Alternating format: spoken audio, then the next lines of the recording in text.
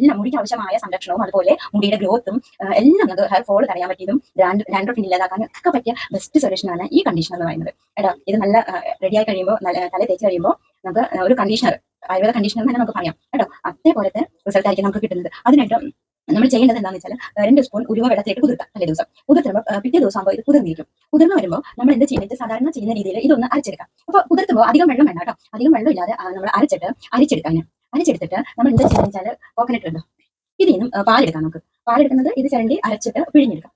തേങ്ങാപ്പാൽ എന്ന് പറയുന്നത് അതാണ്. അപ്പോൾ തേങ്ങാപ്പാൽ ആവശ്യത്തിനുള്ള തേങ്ങാപ്പാൽ പിഴിഞ്ഞെടുത്തിട്ട് നമ്മൾ ഈ അരിച്ചെടുത്തിട്ടുള്ള ആ ഉലുവയുണ്ടല്ലോ, ഉലുവയുടെ കൂടെ നമ്മൾ ഈ തേങ്ങാപ്പാൽ കൂടി മിക്സ് ചെയ്തിട്ട് പേസ്റ്റ് രൂപത്തിലാക്കിയിട്ട് തലയിൽ മുഴുവനും തലോട്ടിലും അതുപോലെ മുടിയിലും അറ്റം വരെ നമുക്ക് എന്ത് ചെയ്യാം, ഇത് തട്ടിയിട്ട് ഒരു അരമണിക്കൂർ വെയിറ്റ് ചെയ്യാം.